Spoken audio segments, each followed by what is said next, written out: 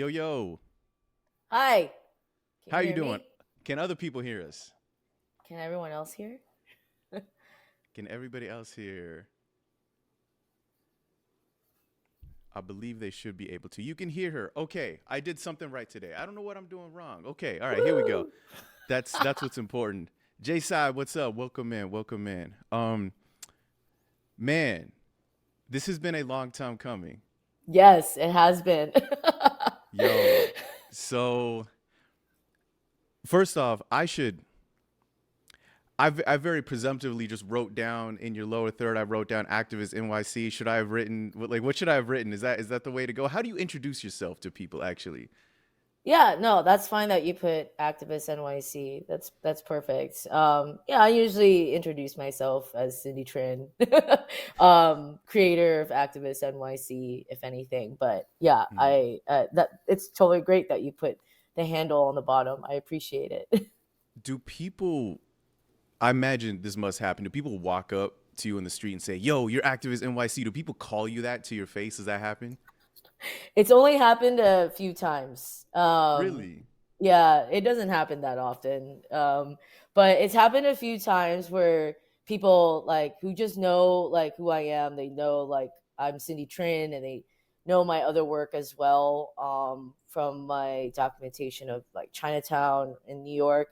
They'll know also that I'm activist NYC. So I've had like, just like people here and there be like, wait, or like the best feeling is when I'm meeting someone for the first time and they didn't know that I was activist NYC. And then when they find out that that's my account, they like freak out. They're like, wait, I've been following you for years. And I was like, oh, that's great. I love that feeling the best. That's wild. Yo, okay. So let's get into this then. Cindy and I actually know each other from college, which maybe we'll Yes. get into in a bit. Actually, we might get into that in a little bit. But we know each other from college, and I was walking out of the coffee shop and I saw you and I thought, nah, that doesn't make any sense. She lives in New York. Why would she be here? Mind you, I haven't seen you in over a decade physically. I've not seen you in Yeah. person in over a decade. And so I walked back in and just was like, Cindy? And then we both jumped up, and everybody in the coffee shop was freaking out because why are these two people yelling Oh in the my middle of the God. coffee shop? Freaking out. Yeah, Yeah. it was. Totally freaking out.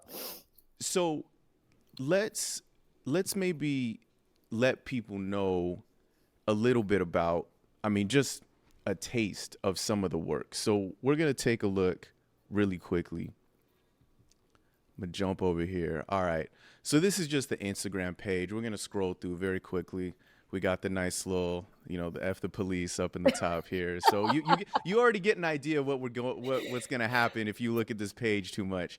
But um, it's a lot of images of protests. I think this is one of the things that if people are familiar with their work, they see you. They see well. They don't often see you. Yours is unlike a lot of Instagram accounts in that there's nothing wrong with selfies and not a lot of selfies here. It's images of protests, and it's kind of, I don't want to say whatever's happening at the time, but I think a lot of this page captures some of the main threads of protest, specifically in the United States. You had an interesting start to your photography career. Tell me about that. Yeah, I mean, it's I'll try to condense it to a shorter story, but after college, which is how we met and how we knew each other, I during that time I always knew I loved photography, and I was part of.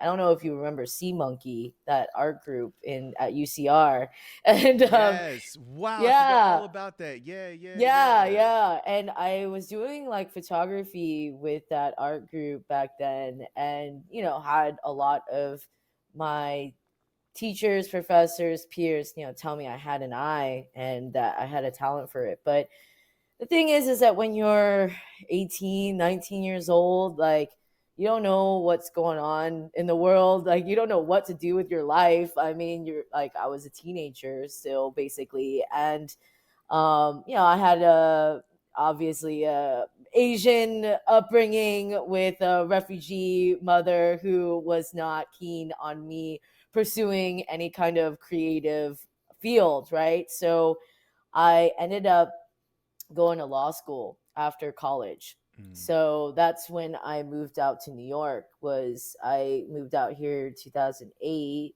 So I was like working a few years after I graduated college, and then came out to New York 2008, to go to law school. And yeah. law school, as much as I hated it, I still really hate my experience there.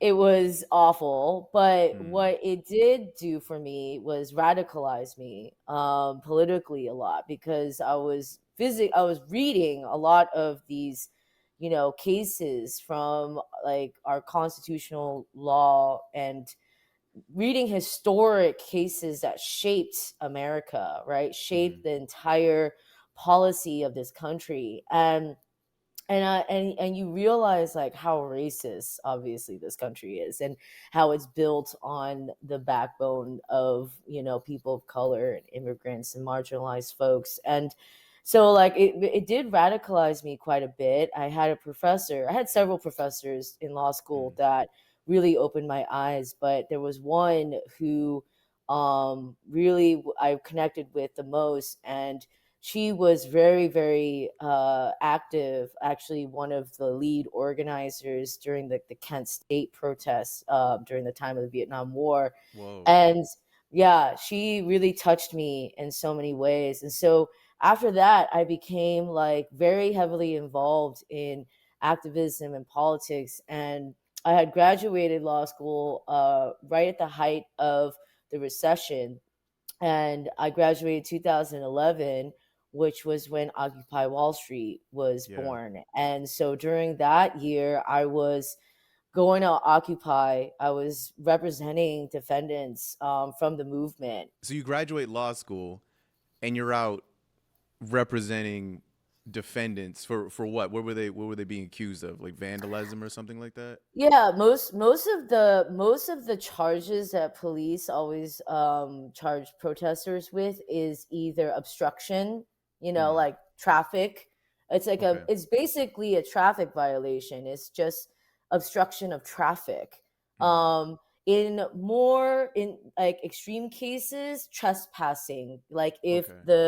if the activists or the protesters like climb on private property or something like that, Mm-hmm, that could be considered trespassing. That's a little bit more of an extreme case. But most of the time, because most of the time that you see these protests, people are just in the streets, and right. that's a public space. Mm-hmm, So all the cops can actually do is arrest people for obstruction of traffic if people are blocking like vehicular traffic, right. right? Okay. But a lot of times, police will over exaggerate the charge, or really stretch it out, right? Stretch out like if this was a trespass or not. Mm-hmm, Like, that's the thing about law. It's always like it's not really black or white. A lot of times it can be gray, right?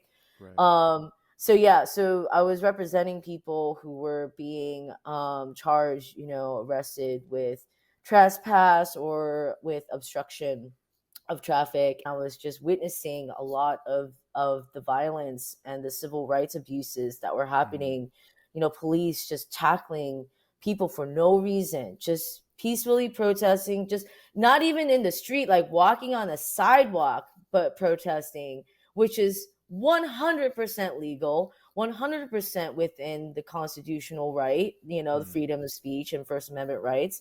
And they would just be tackled. Even myself, I was tackled by officers constantly, even with the neon green hat to like show that I was a legal observer. They didn't care. They would tackle all of us. So a legal observer, fill in the blanks for me, but a legal observer being basically there's a protest happening.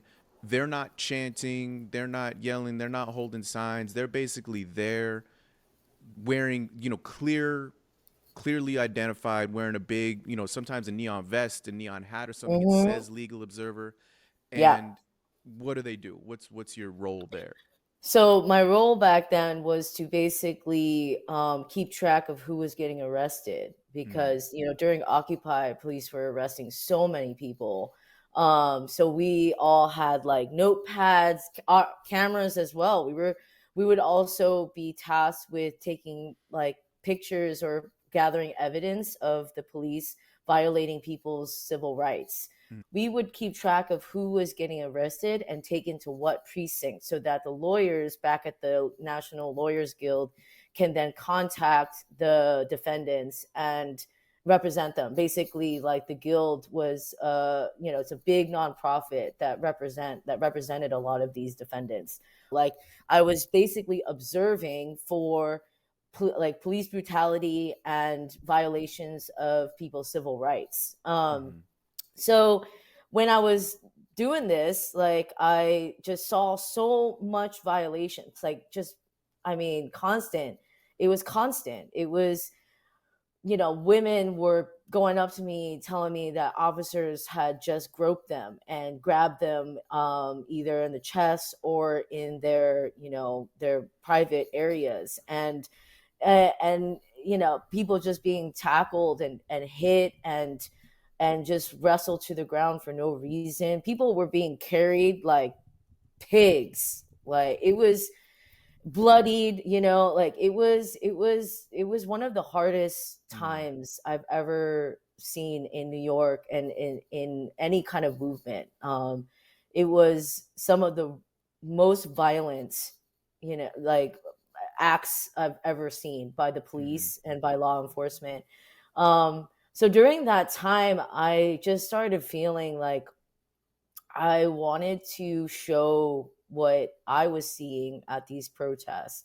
mm, And the media always likes to, spin protesters and activists in a very negative light, right? Like, actually, by showing a lot of the clash between police and protesters, it actually is like instills like a very negative perception into the audience because when people see that, they see law enforcement as the heroes, right? People see mm, law enforcement as they are the law. And so when there's images of people clashing with the quote unquote law, the mind automatically goes to what was that guy doing to be like, what kind of like bad behavior was he or she or they doing to be mm, arrested. It's like a natural instinct to always blame the activist or the protester as if they did something wrong.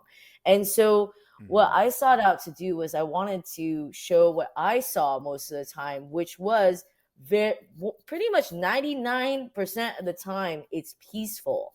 It's peaceful and people are just out in the streets exercising their first amendment right. A lot of the media likes to focus on the rioting or the looting or like the mm. stuff that gets the headlines, but Yeah.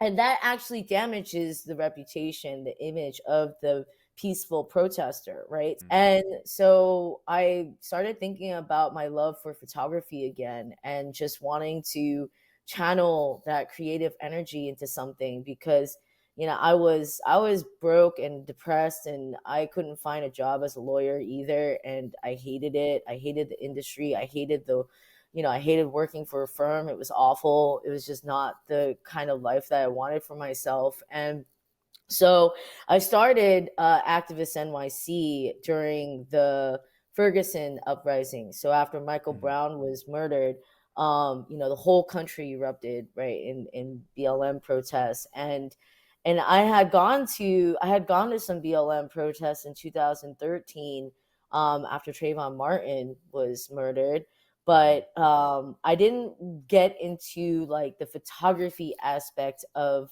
things until 2014, and so that's when I created Activist NYC. And so since then I've been documenting protests in New York, and the first within the first year I had already gained some following, and I gained the attention of some organizations and publications, and they started sharing my work and featuring me, and I realized like this is what I was really meant to do with my life. And I quit law. I never really worked as a lawyer anyway, so I quit law, and Mm. I've been pursuing, I've just pursued photography ever since. And it was, I mean, it's been years, right? Years of a lot of blood, sweat, and tears, and a lot of sleepless nights, and a lot of dedication to the craft that I had to learn on my own. I taught myself photography. I never went to school for it. So, I had to learn Yeah. this all on my own. And it took me years to kind of get where I'm at today. But I'm so much like I feel so much more meaningful in the work that I do. I feel like I'm actually having some kind of impact, Mm. which has always been really important to me, and what I never felt much as a lawyer. I've taken so many pictures of so many different issues, so many different causes. I mean, what you saw just like briefly earlier, like when you look through my page, is just Yeah. sort of like the most recent stuff with the Free Palestine movement. But I've covered, BLM and climate change, women's rights, labor rights, LGBTQIA rights. Every range of issue that you can think of, I've shown up for. And to me, that's just what solidarity is. And also, like, the main goal of this project that I've been doing this, with Activist NYC, is I wanted to highlight the diversity of people like in the Mm. city, and diversity of people who show up for the causes, diversity of the causes that we should be caring about. So yeah, it's just been a long running ongoing project that I feel like I'll never stop doing until the day I die. Yo, okay. All right. All right. Yeah. Well, yo, let me take us back a little bit. So Mhm. I asked you to send me a couple of pictures. So I asked you to hit me with the one of the first pictures that got a lot of attention. So this is someone holding a card. It's real simple. It's a bit like a piece of cardboard. It's not even a quote unquote proper sign. It's a piece of cardboard, and it says, "This is not about one man. This is about structural racism in a country built on black slavery." And they're just holding a sign in a crowd of people. Tell me about this picture. Yeah. Yeah, this was from during the Ferguson uprising, after Michael Brown was murdered. This was a student walkout, so it was a lot of young people, a lot of young Mm, folks, and they walked out of their school, and this was in Union Square. So this was 2014, in Union Square, and this photo was like the first photo of mine that kind of like went quote unquote viral on the mm, internet.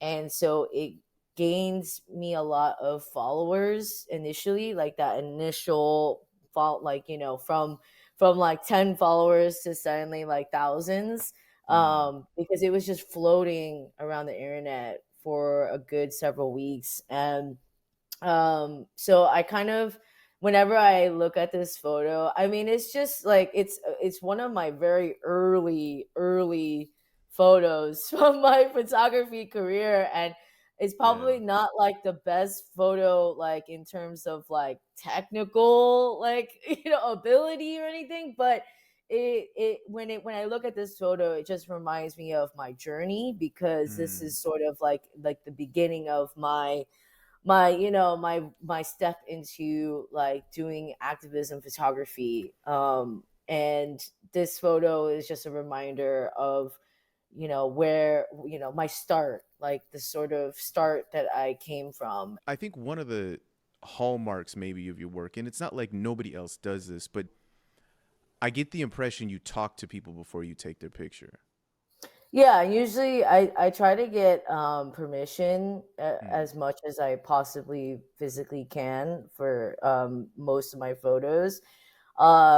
I like to take a lot of individual portraits, versus I do take wide shots too, but I like to Mm-hmm. take a lot of individual portraits and the signs for sure. I really like to spot like signs that resonate with me too, Mm-hmm. right? I think that's what the beauty of a sign is, especially a protest sign, is that sometimes you can convey so much in just several words. I love the creativity in the signs.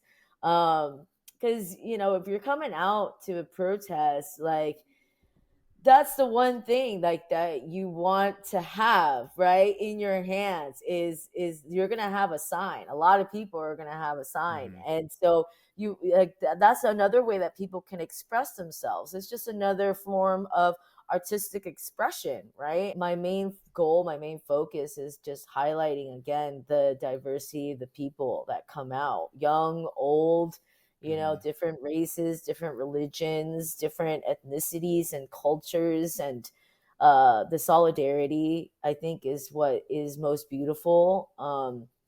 And also why I like to take a lot of individual portraits is I like getting that emotion on people's faces. Even if they are wearing a mask or even if they're covered up, you can still Mm-hmm. see it in people's eyes. And that's why I like more closer photos, because I want to see people's eyes. And that, it to me, is really important in conveying, like, okay, the emotion that people feel while they're at these protests. I think that is Mm-hmm. really important to showcase, because there is a lot of emotions at these protests. There's a lot of anger, there's a lot of sadness, there's a lot of frustration, and how they turn that anger and frustration into the streets. That to me is really important to Mm-hmm. capture, like really raw emotions, because that to me is what the media never shows, first of all. um Second, I think that's important to me as a photographer to showcase that, to like show people, like, okay, these are humans, with feelings, and we all care about something together. We care about this issue, and people are coming together to care about this issue. And Mm-hmm. I don't give a damn about Instagram's algorithms either, because Ooh. I started this before like all the algorithms, okay? So I started this when it was just all like chronological, Mm-hmm. And so I would just like dump like a dozen photos like all at once. And I still do that. I Let still do the same thing. I still just dump like 20, 30 photos all at once. And let I'm just like, screw the algorithms. I'm just going to do whatever I want, because that's the thing about artistic expression too, is like I'm tired of always having to tailor our content to a social media algorithm. It's like I just want to like do the work that I want to do and share it the Mm-hmm. way that I want to share it. Okay. Allow me to counterpoint, not counterpoint, but allow me Yeah. to speak from the other side, because no, I love this. I love that you talk about the media, because you are talking to right now the media, right? Hmm. Well, I'm no longer employed by a certain organization, Vice. But still, it's hard to believe, man, but I've been working in the news business, and it is a business. I've been working in the news business since 2015, and I was, which is wild to think about, because it was just a year out, like when you started taking, when that first photo went, that's right about when I started writing, and that's when my stuff started taking off a little bit, um, and then that's when I started working, but the it's not a counterpoint, but maybe it is. It's you're talking about taking photos of people's signs, right? And the counterpoint to this would, of course, be that it's slow and it's boring. And I don't mean that in a pejorative way. I just mean that there's no in the pictures. There's not. I'm not seeing a clash. I don't like that word, but I'm not seeing a clash between police and protesters, like just like you're talking about. And listen, I've been to the protests too, and what you're saying is totally accurate. which is to say that most of the time, a protest looks like exactly what you're depicting. It's a bunch of people with signs, Hmm. sometimes chanting, sometimes loud, sometimes not, sometimes cursing, sometimes not. That's about as, you know, that violence usually never enters the picture. In most protests that I've been to, and this is when I go for work. When I go to for work, it's usually because there might be an expectation of some violence, and that usually doesn't happen, and I'm totally okay with that.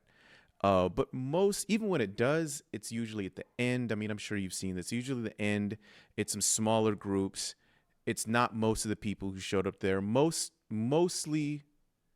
people don't show up for that. Most people show up. Well, I think people show up for different reasons, and I think one reason that people show up is to feel like they're not completely out of their mind in feeling a certain way. To, at least for an hour, to be around some other people who also think Hmm. something is wrong, right? And totally fine. Um, yours, your work compared to say a 2 minute news clip or even some of the longer things that I've done is I don't know that I've seen a standoff really. I mean, this picture is somebody right here. I'm looking at somebody there. You know, maybe she's yelling. Maybe she's just talking. Like there's no anger in really any of these. Not that kind of anger. You know, it's just we're seeing people existing in a space. We're seeing people holding up a sign, and whatever message it is that they're trying to get across, they're trying to get that across. Which the difference between again a short news clip and this is you have to spend more time with it to get it. You know what I mean? And I just think that's really interesting about the work is that it almost demands that you maybe the sign pulls you in, but then you got to spend a little bit of time with it to feel like you fully understand what's happening. I find that really Yeah, interesting.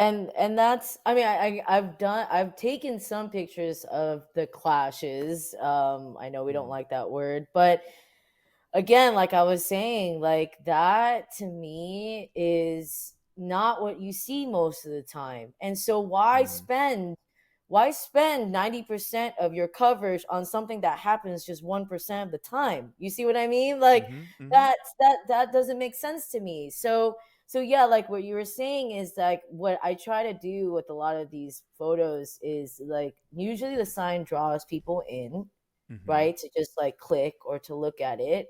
But I also spend a lot of time on my caption and like, Yeah, giving context to like what this is about, why people are showing up for this, like why people gathered, why people are protesting, why people marched. Um, and I think that to me is another form of, like you said, like people have to spend a little bit more time, and so I don't think it's any less important just because you're not seeing a lot of pictures of like people getting beat up by the police. I have yeah, some, but not a lot. I don't like to take pictures of that because I find it to be, triggering, and obviously the media is already showing that. So I want to show stuff that the media doesn't show, right? yeah. And so yeah. Nah, I respect that. I wanna jump to so you don't only take pictures um at protests. You've been known to do some other stuff as well. We look at the shout out LA thing. I think it's got a little bit of your work too. Oh, did you found that? Yes, yes. Oh, I found it. Cindy, I have access to Google. You do. Yes. I've been known to look at things. This is a Yeah. phenomenal photo by the way. Oh, thanks. That was shot by my friend. It was This is not great. shot by This is great. The fit is Thank amazing. you. And this is a I mean, there's a cool interview is another gives you a little bit more background on Cindy here, but take me through some of these pictures here. Like what are we looking at right here? Yeah, so that first photo with the fruit vendor is from Flushing, Queens, and I've been photographing Chinatown as well for a long time, since I started photographing Chinatowns in 2015. And it was mostly, because I am Asian American. I was born and raised in Orange County. My parents were Vietnamese refugees, and I come from a large Asian American community. So when I moved to New York, the community that I sought after for that connection, that Asian American connection, was Chinatown. And so I'm heavily involved in the Chinatown community here in New York. I organize with them, and I do a lot of photography for a lot of different Asian nonprofits and grassroots organizations. But I have a series where I've documented Chinatowns from New York, but also around the world. Mm. So this photo from Flushing is one of my favorite photos I've ever shot. I Really? just Why is that? Tell period. me about it. Tell me about it. Because I mean, technically, like, if you want to talk about the technical stuff, like, I love the composition of this one, the framing and the like the lines that is created in the photo. Um, that is why I like this photo the most. That's just like the composition of it is Hmm. some of my favorite compositions of lines. And but I before this shot, I made eye contact with the vendor in this photo, and he looked at me and he saw my camera, and I waved to him to like ask for a photo, and he was like, "Yeah." And so I took a shot of him where he was looking in the camera, but then he looked off. Then he like right after that he looked off, and I snapped again. And I love Mm. that. I love like the candid moments more. Like for me, when I do street photography, it's those candid moments that I appreciate the most, that I love capturing the most, because it's just Yeah. like that's like for me, photography is just like that glimpse in time, right? You're Hmm. literally just like capturing this moment in the past. and and so that candidness of like, I love like the way that his body is positioned. I love the casualness of it, like one arm on the cardboard box and the other on his hip. you and Yeah. like it's just like that, like his pose is so natural and so relaxed. Hmm. Um and yeah, and you can just see like he's Chinese. There's got like Chinese poster with like the menu and the prices, and like on the fruits they have like the prices with Chinese lettering and Hmm. language. So it's like some like it's he's definitely a Chinese fruit vendor. And I just love the colors. I mean, I'm definitely love shooting color. I've been known for my like the vibrancy and like the saturation of my colors. So for me, the colors here just kind of really guide your eye through the photo as well. From like the neon pink sign to like the orange and yellow of the mangoes, and even like the colors of the cardboard boxes, like the dole, and Hmm. and then up Yeah. to the color of his shirt even, right? um so yeah, again, color, you'll see color is a pretty big theme in a lot of my photography. Yeah, Um. yeah. So this is something I think about sometimes too. Whether you're taking pictures or whether you're at a protest, right? You talked about street photography, and I like street stuff too. I started, just for fun, taking pictures a while ago. I always struggle a little bit. There's the whole, is it exploitative, right? Now, I feel like Mm, everybody has their own rules. Like I wouldn't take pictures of somebody who's obviously going through some kind of distress. I'm not going to take pictures of an unhoused person and just post it. I'm not going to do that. But how do you deal with that? Taking pictures of people specifically at protests, particularly in a time where there are people who are worried about being seen at a mm. protest.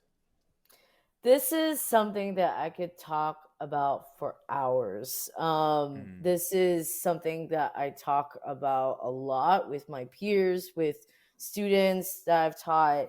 And that is, the ethics behind photography. Mm. And the fact is that if you're in a public street, you have no expectation of privacy. Sure. Yeah.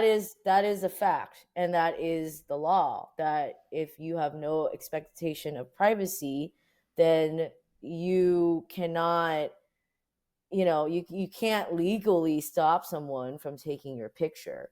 Mm-hmm. That's just a fact. That's just the objective fact. And that is something that I fully agree with. Like, as someone who documents the streets, who loves taking street photography, if if we were to stifle that, if we were to censor that, street photography would no longer exist. Mm-hmm.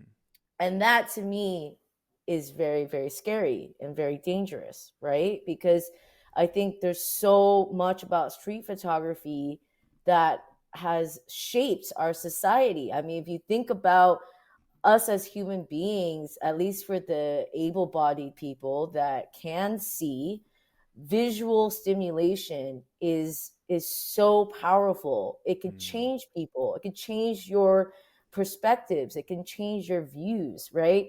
On the other hand, okay, now I'm going to go on the other side of things, Right. is if you are going in and taking pictures of a community that, first of all, you do not belong to, second of all, you do not participate in that community in any way.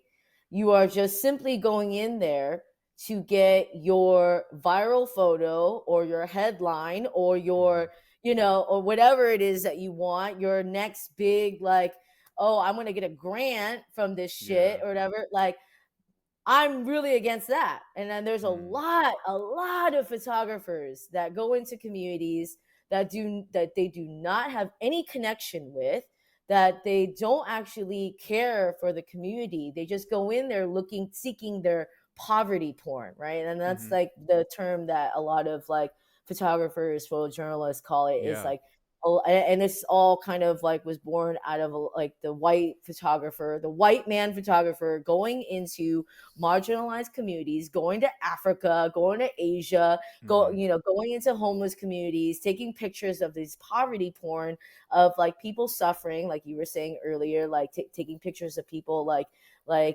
who are mentally ill or homeless or suffering or like Mm-hmm. poor, like broke or whatever, or like, yeah, like starving. Mm-hmm. The picture, like the I kind of stereotypical poor African child, Right. take like shot by Steve McCurry. Um, and there's a lot of stories like that of a lot of people who didn't even want their photo taken or didn't even know what the Yeah. context of it was for, that suddenly was like being photographed by Steve McCurry, and like suddenly their face is on National Geographic and they were like, oh, we did not agree to this, Yeah. Yeah. Yeah. so there's a lot of ethics behind photography that I am very like, I try my best to always be ethical in the work that I do. And part of that is like when I am at protests, right? I do try to ask people for permission as much as I possibly can. So a Mm-hmm. lot of times, like, that's why a lot of my photos are just kind of like this very like kind of straight shot of people holding a sign, because a lot of times I ask permission, and people who don't want their photo taken, I respect. I'm like, no worries, and I move on. So that's why when you mentioned earlier how like when you're looking through my Instagram page and you're seeing like kind of like it's just people standing around with signs. Well, Yeah. that's actually mainly because I'm one of the only photographers out there who ask for permission every time. I cannot tell you how many times I've had people tell me, you're the only photographer that actually asked me for permission. Thank you so much for that. Um, Really. yeah, I'm one of the only photographers that ask for permission, because a lot of times press photographers, they don't, right? They get up in your face, they're just snapping photos. Um, and so that's something that I care about a lot, and I try to do as much as I can.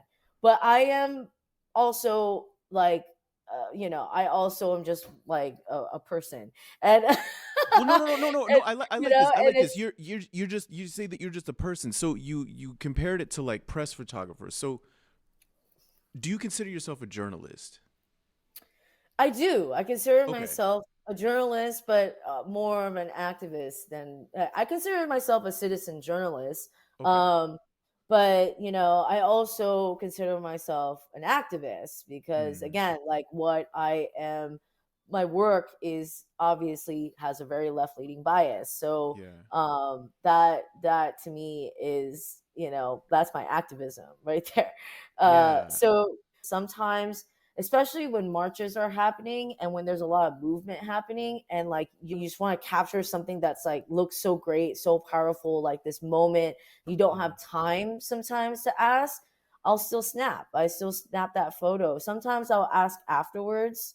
And lately, with the Free Palestine protests lately, I've had a number of people suddenly messaging me being like, "Oh, I changed my mind. Can you delete the photo now?" And I'll just like really? I'll delete their photo. Yeah, Oh like wow. Okay. or they didn't know I was like they were being photographed, and then they'll ask to have the photo deleted. And I get it. I understand. I understand that people Mm, are being doxxed. They're being fired from their jobs. I understand that like people are scared to have their image out there. But this might sound controversial, but I think if you're gonna be out at a protest and you know that there's gonna be cameras out, you got to cover yourself then, because it is not my job or other photographers' jobs to know who's okay with having their photo taken and who isn't, right? If you clearly don't want your face being shown, wear a mask, wear a scarf, cover up, like I think that's like the easiest way to protect your privacy then, because um again, like I think there is still a lot, there's so much importance, I think, in what, especially right now, in mm, showing people out in the streets, because that's literally what like Palestinians are asking for at this moment, is just like to mm. know that like people stand with them. So I think I find it to be extremely important right now to have this documentation, but I also understand that people are scared for their livelihoods. But you've actually deleted stuff when people ask.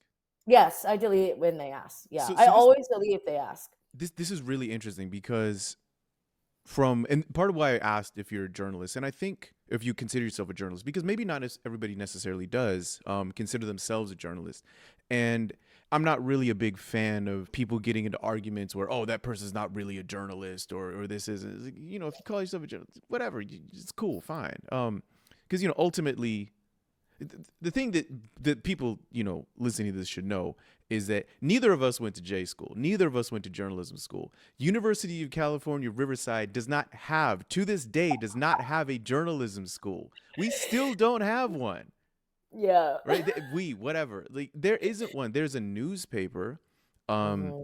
there's a radio station, and Mhm. I worked at the radio station. I was playing rap music in jungle. Like, I wasn't doing journalism. You know what I mean? I didn't think I was gonna be doing this, but ultimately, it's frankly not that difficult of a job. All you got to do, I mean, there's basically three steps: is take a notebook, ask somebody what happened, write it down, and then like don't lie about it. Like that, it's pretty basic. It's Yeah. actually the fundamentals are very simple. The craft of it, of course, is difficult, but the fundamentals are very simple. Take a picture, point the end with a circle on it, point that end at the person you want to depict, and push the button, and then put that up. Some don't Photoshop it. Right, the craft is difficult. The fundamentals aren't that hard, right? What I do, talking to people, not that hard, just talk, right?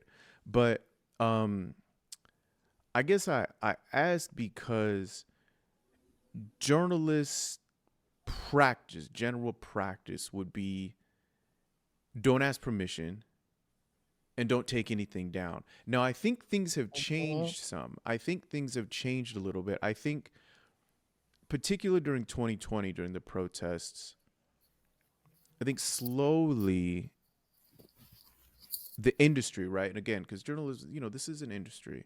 it's a business, has started to slowly at least ask itself the question, do we also need to be concerned about protecting a person's identity if they seem to have a genuine concern about it? Does that need to be something that we're thinking about? And I think it's a good question. Everybody's got a camera in their pocket. Everybody's got a camera and a television station and a documentary factory, in their pocket essentially. These questions become more difficult, and I'll see activists online saying, no cameras, period. And I find it really interesting because then the question becomes, and I don't have an answer for this because I'm not part of that group. The question becomes, okay, well, do you not want it depicted? Or would you rather make sure that you're doing all the depicting yourself, which is fair? You don't want the danger of somebody else coming in, and you don't know their motivation. You don't know their biases. You don't want them having control over the story. You want to control what you're saying. I fully understand that. So I went out and took, the pro-Palestine protest. I went to one of those a little while ago, and I had people asking me to take their picture. Like, please take my picture. Yeah. That's great. That's Which I great. which I found it really interesting. Mhm. What's been yours? Do people recognize you and ask you to take their picture? Yes, there's both. Mm. So I just want to backtrack a little bit. The Yeah. the reason why people start, especially since 2020, the reason why people started getting scared about having their photo Oh on the yeah, this is internet important. Yeah. is because we saw like some videos of like law enforcement just suddenly grabbing like activists, right, Hmm. to arrest them. Those videos made people so scared. They made people so scared that the police were monitoring them. And if you think about it, we're being monitored all the damn time, okay? If you exist on the internet, you are being monitored. Hmm. Like there is that's what I find like to be so interesting is like people's like disconnect between like, oh, I want privacy, but I also exist on the internet. Well, if you exist on the internet, like you have a modest amount of privacy actually. And Even with the police thing, I mean, we've certainly seen many examples of the police completely getting things wrong. oh, totally, Yeah, totally. getting the wrong person, Yep. trumping stuff up, and hey, this person didn't do anything that we could really charge them for, but let's just make their life hell for a little Yeah. bit because I've and decided and that's I don't like totally, these guys. yeah, Yeah. that's totally a thing, right? And so Legitimate fear, as well as somebody deciding, hey, I don't like somebody who's not law enforcement is by no means bound to any sort of code of conduct at all. Just saying, hey, I've seen this person. I think I know who they are. Let me go to their house. I yeah, think I can figure out where this person lives. I think I can figure out where this person works. And you don't want to have that happen to you. This wasn't something that was going to happen to you in the 90s or the 80s or the early 2000s. It's yeah, very, very yeah, easy for it to happen now. So these things, again, these things all make sense. People getting worried about being doxxed. they do. These and make and sense. even in recently, I've had a number of requests of people to take down photos that I shot of them. I always oblige. I usually delete it. And like you said earlier, like I technically don't have to, right? Mm-hmm. I technically don't have to delete it, but I do because I want to respect people's wishes. And I think right now with how controversial, especially the Free Palestine movement has all the controversy that's been surrounded by it. People are scared of repercussions, and I get Mm-hmm. it. I get that they're scared of repercussions, but on the other end, I've also had people be like, please take my photo. Like I had a lot of, just seeing that I'm also Asian American. I had a lot of other Asian Americans out at the protest lately being like, we need to show more Asian representation. You could totally take my photo, Really, like, and that was really. something that I really appreciated. They were like, yeah, please take my photo. Like, let's show like Asian representation at these protests. That was the same during a lot of the during 2021, I was covering the Stop Asian Hate protests, Mm-hmm. and there was a lot of conversations around Black and Asian solidarity. And so, a lot of, oh yeah, there you go, Yeah. brought it up. So yeah, a lot of people were also like very, very, very like, willing and wanted me to take their photo as well, especially any kind of solidarity Mm-hmm. photos with Black and Asians. I shot a lot of, Black and Asians together. They were like, hey, take our photo together, showing like, hey, Mm-hmm. like, here's Black and Asians standing together and Yeah. organizing together and protesting together. So that was, yeah, there's been lots of moments of, people who like want me to take their photo, who like, are really open to it. Mm-hmm. The people who are mostly like scared are, they're not actually, a lot of folks are not actually worried about police arresting them. They're worried about their online reputation. They're worried about Mm. their own personal reputation. Um, at least especially right now. Like right now with how, the the just the feelings around Palestine right now, right? I mean, Yeah. we Let can me get ask you that. into it, Have or we you don't. have because you've taken pictures. I mean, everywhere. I mean, in protests going back to Ferguson, which at this point, we're coming up on 10 years. 10 years, yeah. Yeah. Um. Have you? Do things feel different now to you? Oh my God, so different. So Really? different. I can also talk about this for hours. Cuz yeah, I've been doing this since 2011 Mm. essentially, right? At least here in True. New True. York, Yeah. and it's changed so drastically over the years. Mm. So drastically, the number of people that show up to things. I mean, with BLM, it's, I'm not trying to, I don't want to compare BLM with Free Palestine. I'm not trying to compare. But what I want to convey is this pattern that now I have now seen, where a movement will start, a movement will take off, Mm-hmm. and there'll be a lot of people that show up for a while, and then it always trickles down. That's the thing about movements. It comes in waves. It always comes in waves. It'll start really, really high, and then it will simmer down. Mm-hmm. And then it'll come back up, and then it'll simmer down again. Right? So that, now that I've been doing this for years, it's like I see those patterns. So BLM Mm-hmm. was the same.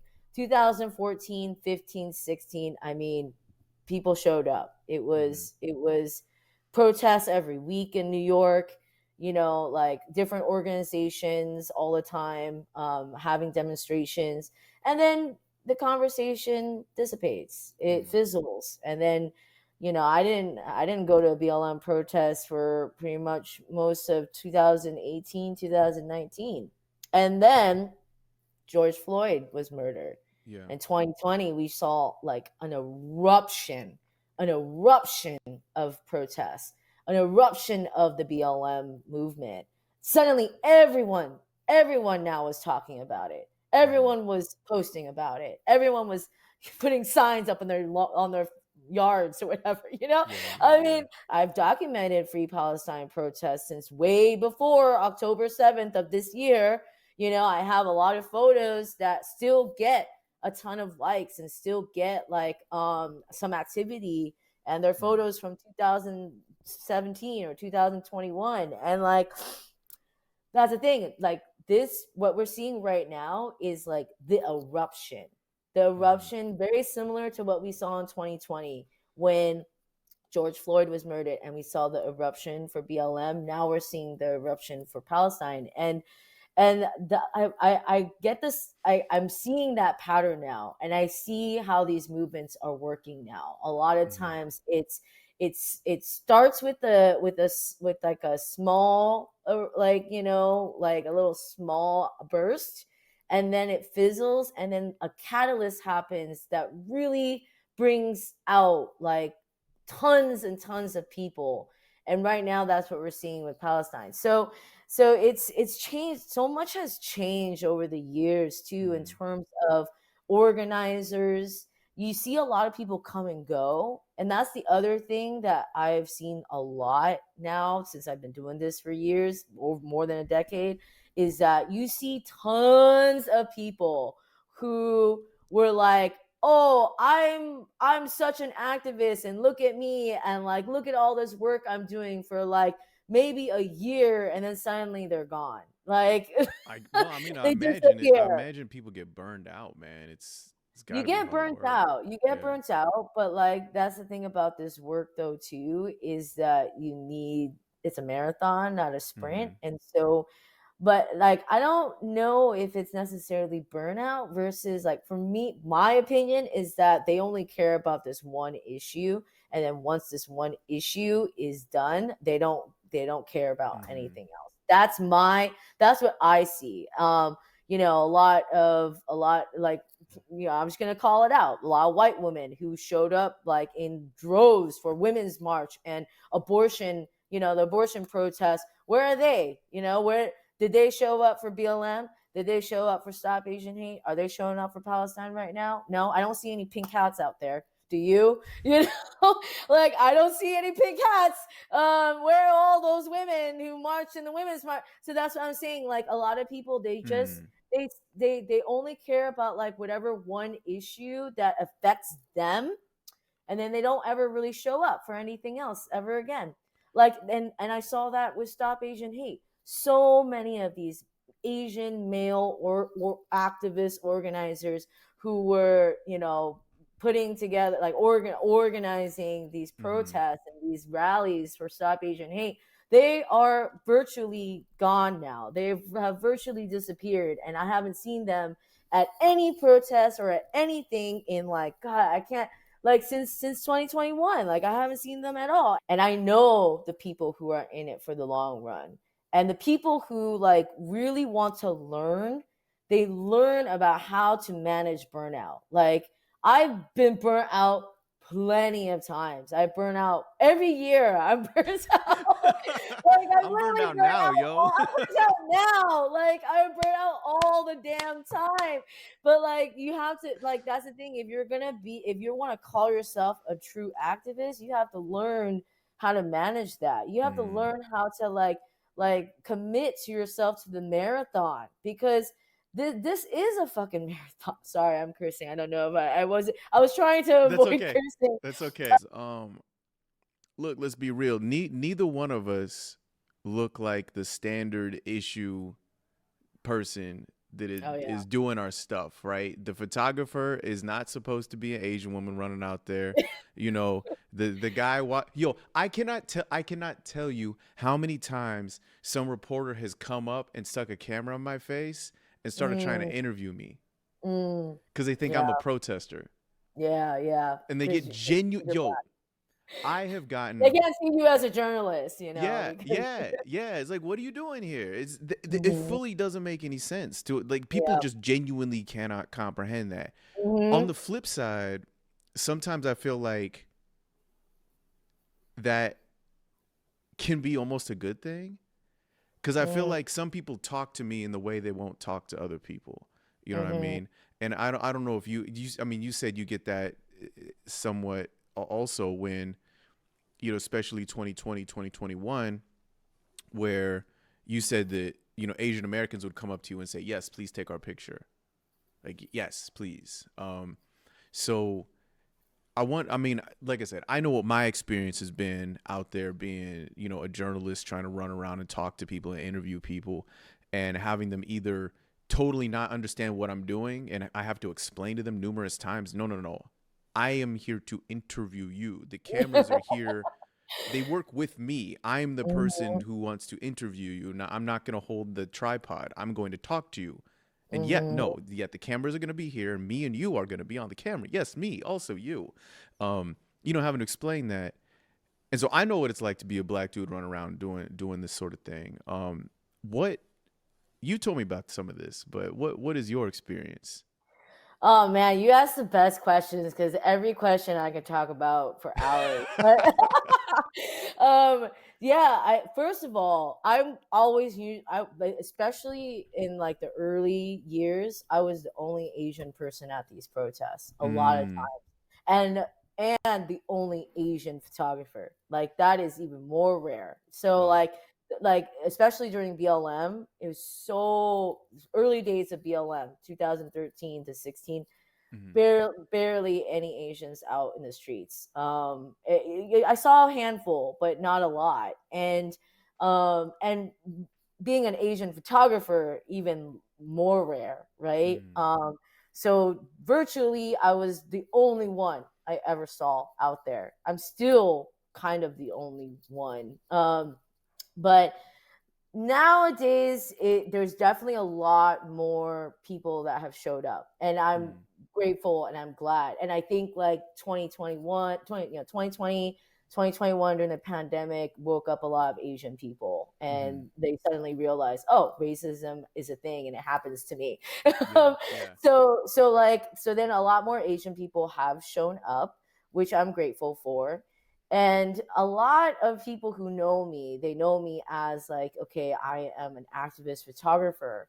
And so when I'm out there, like the people who know me, like they know I'm activist NYC, they know that I take pictures of protests. But for a lot of other photographers out there, especially male photographers, I have been treated with such disrespect, with Really. some of the worst treatment I've ever gotten from anybody is from other male photographers out there who literally physically push and shove me, who like treat me like I'm nothing, like I'm a little ant to be squashed because I'm an Asian femme person, and they don't treat me seriously. Like they don't ever think I'm like like they don't treat me as a real photographer, as a serious photographer. They just push me aside all the time. It's the most annoying thing that I've dealt with for so many years now, constantly being physically pushed by other male photographers to the point where like, I had an altercation with one actually just a month ago, like literally in Whoa. October. I had an altercation with another male photographer who was pushing and shoving me and literally started bullying me and berating me right out in the street, just like berating me as if like I'm a child. And I lost it on him. I just like went back off on him, was just like, how dare you treat me like this? Like I'm a person. Like you can't push and shove me like this. You can't talk to me this way. Like I just like lost it on him. And it happens so often. Like it Mm, happens so often that now I'm just like, it's just, I just expect that if there's another photographer like near me, that they're going to treat me like shit and that they're going to like push and shove me out of the way. And that is like so something, they can get their shot. So they can get their so that shot they can essentially. get their shot or Right. whatever. And that just shows again like the challenges that we face as people who are not in stereotypical journalist roles, Mm, right? Like me being a smaller Asian femme person, people don't see me as a serious photographer, as a mm, press photographer, or you as a black person, you're not seen as as a journalist. Like you're right. seen as one of the people showing up at to the protest as a protester, but you're not seen as a journalist. And it's like that's because we have like everyone has their own preconceived notions about us, right? Mm, As people of color, as people who are not normally represented in these roles, in these jobs. There we that then that's why it's so important for us to have this representation in media, because without our voices, we're getting only the view of white people, the white man or the white mm, woman. We're not getting any viewpoints from people of color, from people yeah. who are in this community. And it's like, just because actually you are the best person to report on BLM because you are a black person, right? And I am the best person to photograph Asian communities because I am an Asian person. And like that's why representation is important for us in these media roles and in these jobs. And but because the perception that most of the media, most of journalists are white, Mm. we're not seen as journalists. We're seen as something else. I don't Yeah, know. yeah. We're You're not not supposed to seen be as there. You're not supposed serious. to be there. Yeah. I want to get to some questions. So you might have seen that I posted on Instagram if anybody had any questions for you, and I got some Mhm. actual pretty good ones. I don't know if this is an awkward one, but I think it's a good one. Beatmaster is asking. So we also had the question: do activists get paid, or is it a side hustle? So obviously, I know you can't speak for everybody. I certainly can't either. But you do other kinds of photography though. Yeah, yeah. Tell me about that. Yeah, tell me about how this started for you. So I never get paid for Activist NYC. Mm, And even when I get offered to get paid, I refuse. I always refuse payment. Like, you get a ton of like people who are always being like, "Oh, like sponsor or whatever." Like if you post about their product or whatever on your right. account, then you'll get paid. No, I don't. Mm, I refuse payment for any of my work in activism, at least tied to Activist NYC. So I do not get paid for any of it. mm, Um, what I do get paid for is my other work, and that's the hard part of being a freelance creative who gives a gives a damn about stuff is that I have to constantly work. I'm mm. constantly working. We were talking about burnout earlier. I work Yeah. so much. I work like as pretty much every day that I possibly can. This year I haven't had many days off. I work Mm, all the time because I'm working my jobs that pay me so that I can do the jobs that don't pay me. right.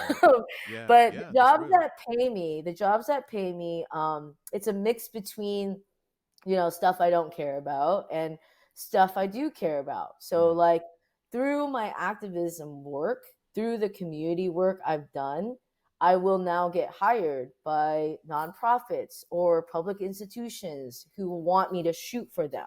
So I'm mm, not ever making money directly from Activist NYC, but people who see my work and they find Activist NYC on Instagram or the internet somehow, they will then contact me to do photography for them. So a lot of the clients that I shoot for now, that's how they found me. But I never make money directly from Activist NYC.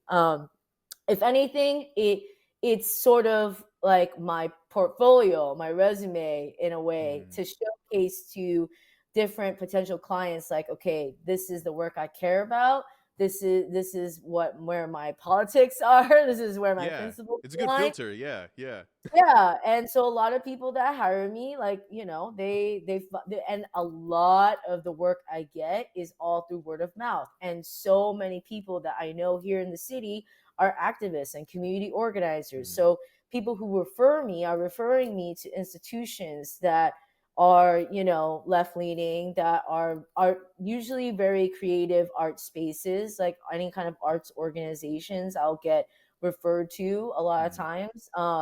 And so that's how I make my living. My living is based off of shooting for clients, events. Mostly I do a lot of events. I do a lot of editorial assignments as well. I've done editorial assignments for different publications or organizations that have online magazines, like I did one for Asian American Arts Alliance recently. um, mm. so so a lot of the work that I get is because people know about my activism work, but I never ever ever get paid directly for Activist NYC, and I refuse payment from people if they want to even offer me payment. I never Mm. get paid for that. I can tell that's a real you're real hard about that one. Yes. I refuse all sponsorships. I refuse like It's people who hold up. want. People want to get sponsored on that page. Yeah. Really? Yeah. Who? Pepsi? Yeah, not Pepsi, not Pepsi. Um, You don't it's you don't got to dox nobody, but that just seems like a wild move. Right? Well, Who? it's actually some of so for example, I'll give you an example, like a chocolate company that a lot of these companies are they promote themselves as, ethical, I see.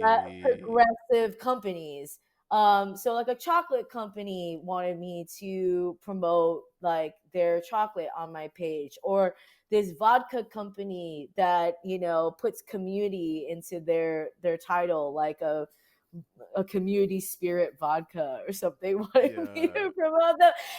And like, even if they are a company that is what they say they are, even if they Yeah. are left leaning, progressive, even if they slap a BLM, sticker on top of their Yeah. like profile, whatever, I still won't do any kind of sponsorships or advertisements for any company, even if it is like a very, very like ethical company, like Yeah. I won't do it because that's not what activist NYC is for. And I'm not an influencer.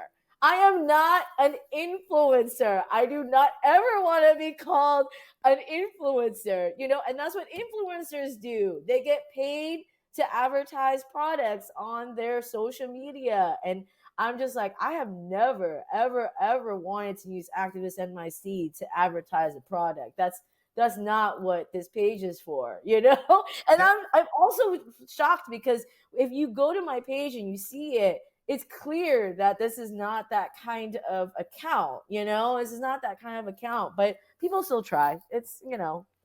I just politely decline. I'll just be like, oh, no, sorry, I don't do that. Bye. okay. You can, speaking of declining, you can decline to answer this one. Ballpark. Ballpark. Mhm, How much mhm. money would you say you've turned down? Definitely thousands of dollars. That's for sure. Really? Maybe, yeah, yeah, definitely that. Maybe tens of thousands of dollars. Because some of these companies were offering me like a few grand, like each one. So like, I've had maybe a dozen reach out to me. So like, if it was like a dozen of them offering me a few grand to promote their product, that's like tens of thousands of dollars, at least definitely over 10 grand You worth. know, and I'm a play, capitalist advocate here. Mhm. You could have been cashed out, I and know. maybe 90% of the people watching would have understood. They would have said, Yeah, but "Okay, that's fine." no, no, But no, just no. no. Actually, no. Actually, I really, really think that I would be called a sellout if Mm, I ever did that. I think people would be like, "Oh, activist NYC sold out," and I wouldn't ever want that on my name, on my reputation. I could never do it. It's just not why I started it, yeah. and I never even expected to get. I don't even have that many followers, to be honest. Like, I have what, like 16,700 right now. Like, I don't think it's that many. Like there's people with hundreds of thousands of followers, right, that are like influencers. And but I don't care about following. Like, that to me, like, the following is okay. It's great that like people are seeing my work. I care about the following in terms of like, okay, I want people to see the work that I'm doing, but Mm, I the following has never been the primary reason why I do this. Like, obviously, yeah.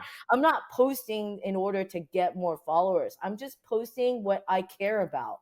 And that's something that recently read, like, another, like, a statement from this other artist who talked about this, who talked about how social media has made it so that artists aren't able to just like share what they want. They just Mm, share what they think the algorithm wants. And I know, and I'm just, I want to like go against that. I don't know. I just like, I don't like that like artists have tailor their content to social media. It's like, just post whatever the whatever you want, whatever the fuck you want, like yeah. I just, that's my stance on it. So for me, yeah, like, yeah, I could have cashed out, but also like I would feel like a sellout. I myself would judge myself for being a sellout. If I ever even thought about that, if I Which is, ever thought about yeah. taking money from people. I mean, I think as an artist, you're an artist, and you can't do that.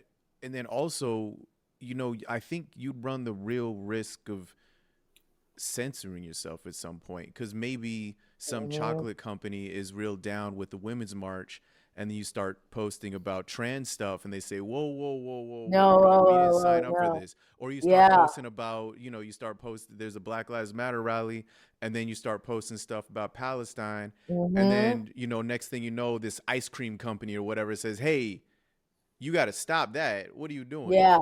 Or Yeah. the whatever, the t-shirt company or whatever that was really excited for you doing, I don't know, man, the women's rights stuff again, says, whoa, you're Yeah. doing Black Lives Matter. Nah, nah, nah, nah, we don't. Yeah. Stop. That's exactly another reason, is that the moment you sign a contract with them, you sort of imprison yourself into what they want.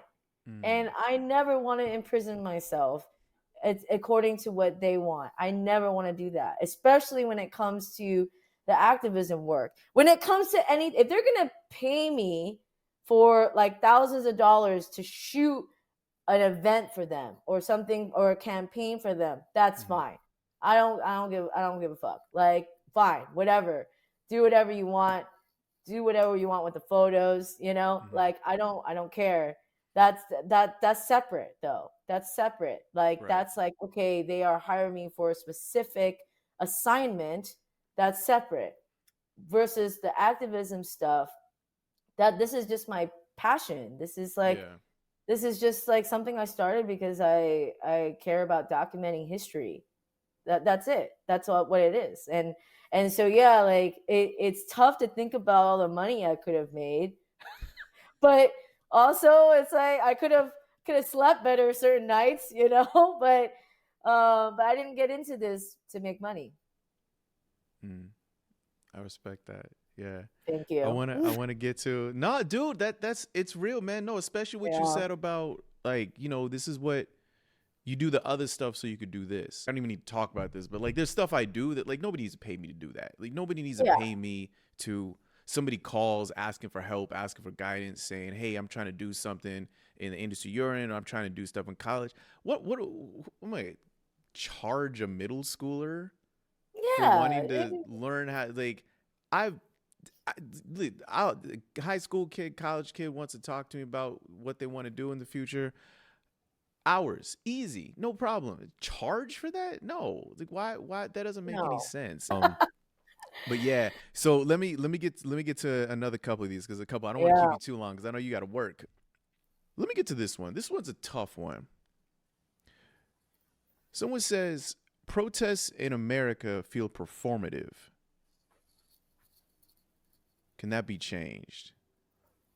Mm. I feel like that's a hard question to answer, but it's an interesting one, because you and I are part of we enable the performance. Mhm. If you dig what I'm saying, you're out there taking Mhm. pictures of them. I do occasionally too, taking pictures, but Mhm. I'm out there with a video camera often talking to people. In a way, everybody's performing for the camera, because part of a protest, a part of a Mhm. march, is to show, look how many of us there are. One of the big Mhm. draws of the event, the Palestine March in on November 4th, was that there was 250,000 people there. The Yeah. numbers. It's a performance. Yeah, do with that as you like. What do you think? Do these I things feel love this performative to you? question. Yeah. I love this question so much, because there are so many instances where I totally agree that it is a performance. A Mm-hmm. lot of people are coming out sometimes to these protests for purely performative reasons. That I understand the sentiment of this question, because I also find it really icky for Mm-hmm. anyone to be out there for purely performative reasons. Let me give you a couple examples. One, a lot of photographers who are out there are they just want their next headline. They just want their next viral photo. That to Mm-hmm. me is being out there for performative reasons. In the sense of what this question is getting at, I think this Yeah. is what the person who asked this question is getting at, is the whole act of being a speech, like doing a speech at a protest. A Mm. lot of people that I know, that I actually respected a lot in the beginning, I learned were just wanting to be in the spotlight, and we're just using the movement to be in a spotlight and to do speeches in front of people. Mm-hmm. And that is obviously the wrong reason to be at a protest, and obviously not a good way to try to be famous. Like, if you're gonna really try to be famous at a protest or an activism space, then you got the wrong idea. Like, so I get where this, like, this person who asked this question, it's a really great question, because I too cannot stand a lot of people who are out there for purely performative reasons, in And but terms of let's get in performances. Right.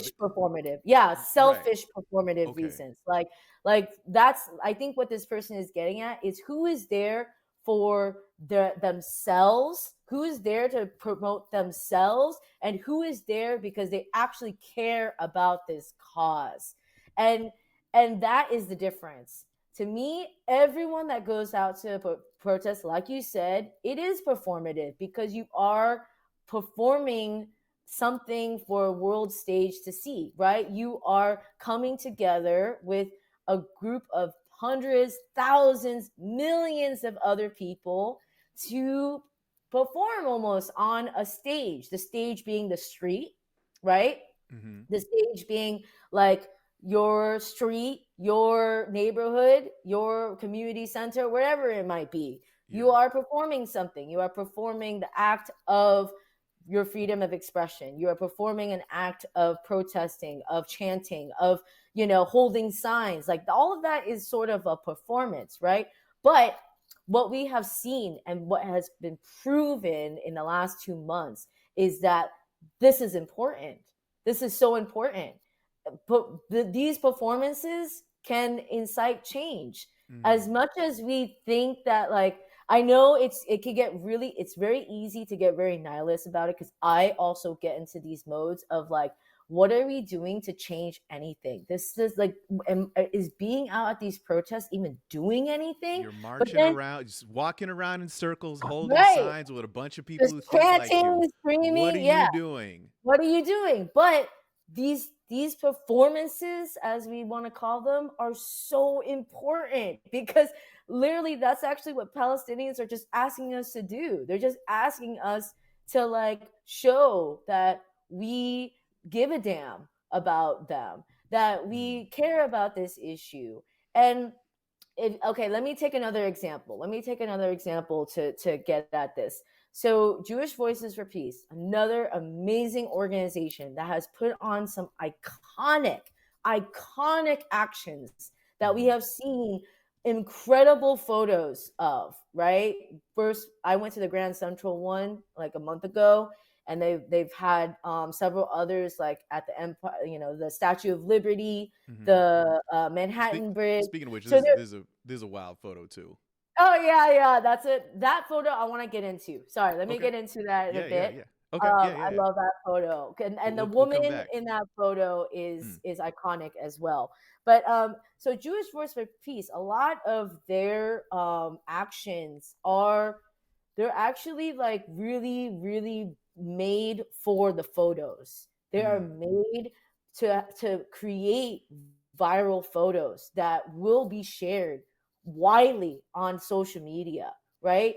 And so I know someone who was, like, criticizing that, who was saying, like, oh, that feels like they're just, like, setting themselves up for a photo op. Like, are they actually doing it? Mm-hmm. I'm like, but that to me is important. Those photo ops are actually very important, because when those photos go viral, when they're being shared across the country and across the world, it just shows, like, there are Jewish people, Jewish organizations speaking out against the apartheid, against the genocide of Palestinians. There are Jewish people that are fighting in this struggle, in this fight. And like that to me is important because it's documenting our history. It's sharing what people are standing for. It's Mm-hmm. sharing that, like, okay, we are in this group of thousands of other millions of other people who all believe in the same thing, who all care about the same thing.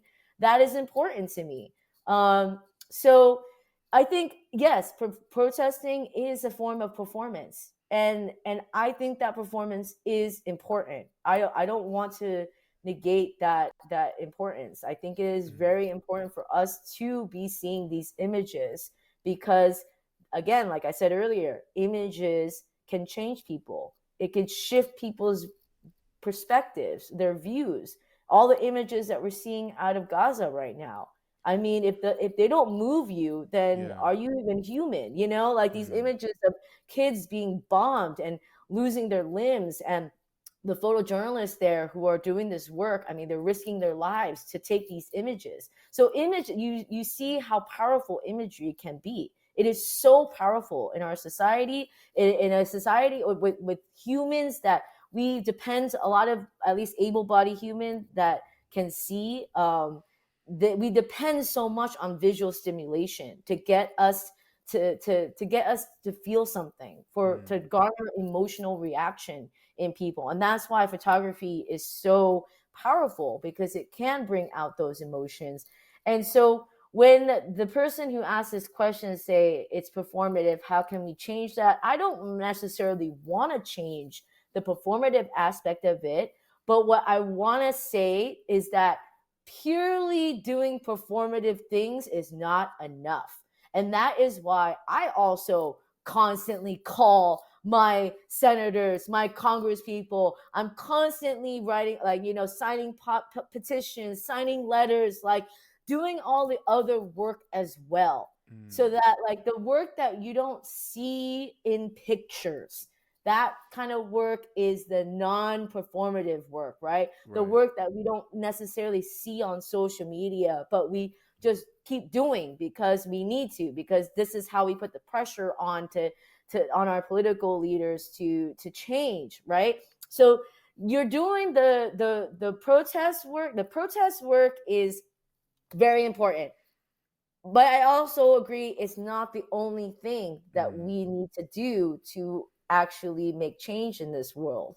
We need to do all the other things. Having the conversations with family and friends, Mm. that is another form of work that isn't performative, that isn't put on social media. These are just private conversations. You know how many private conversations I have with my mom about BLM? Hours and hours of conversations with my mom about Mm. BLM to explain to her, why like why I stood with the Black community and why I stood with Black Lives Matter, and the racism that she was fed as a person of her generation that came to this country. She was fed that model minority myth, Mm-hmm. fed that, like, that stereotype that, like, Asians are wealthier and smarter than Black people, Right. and she was fed all that bullshit. And so, for me, like, I had to help her unlearn all of that. For years she still has her biases. She's still like an old school,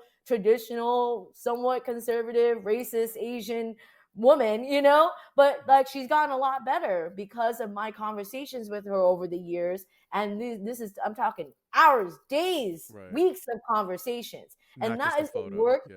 Exactly. And that's the work that is not performative, that Mm-hmm. we still have to do alongside the performance, right? The performance of protesting.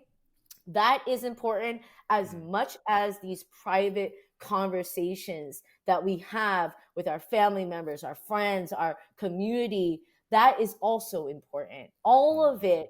All of it contributes to the greater movement, to the greater, to us just moving forward, to continually, like, to continually inspire change, even if it is so damn slow. Change is so damn slow. So, like, we have to keep doing it. It's a marathon, like I said earlier. It's a Mm. marathon, not a sprint. You have to continually keep doing this work, and it is tiring and it is exhausting. And you have to learn how to balance all of it. I mean, Yeah. it's so hard. I'm still learning. I mean, I think also like with the performance stuff. I mean, think of 2020 when cops started kneeling.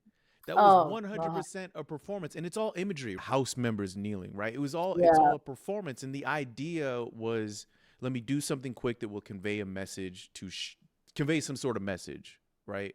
That also speaks to intention.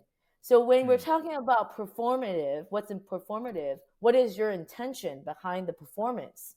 Because is your intention to get likes? Is your intention to increase your PR, to make you look better, mm, to make your reputation, again, like what I was saying, is your intention for yourself, or is it for the people? Is it for the community that you're there for? Is it for you, or mm, is it for them? Is it for everyone? And I think that that's the question we have to ask ourselves behind what is performative and what's not, and what's just this is I think a lot of what we do are performances. But I think when we talk about what's performative, we're talking about the intention behind the mm, performance, right? And so what is your intention? The intention of those house members who were kneeling, I mean, their intention is to just get good PR. That's when we look at that, we can tell right away, okay, this is some PR bullshit, right? But then what is the intention of Jewish Voices for Peace? Being out at Grand Central, Manhattan Bridge, Statue of Liberty, all these locations that they've posted photos of. Their intentions are to show Jewish people do not stand with Israel. Not all Jewish people stand with mm, Israel. Not mm, all Jewish people agree with this genocide. Not all Jewish people agree with the apartheid government. Not all Jewish people agree with killing babies. See, so that the intention to me is a huge difference. Are you intending to do something for yourself, or are you mm, intending to convey a message that I think is important for us to convey? And I think what Jewish Voice for Peace is doing is that they mm, are performing, they are putting on performance. And in fact, that Grand Central action, I mean, just so widely circulated on the media, right? mm, Everyone was writing about it, posting pictures from it. They had already planned to get arrested. When yeah. Jewish Force for Peace, when they organize actions, they have a set plan.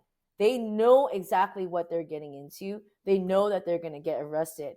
And that act of having 300 plus people arrested, that is a performance.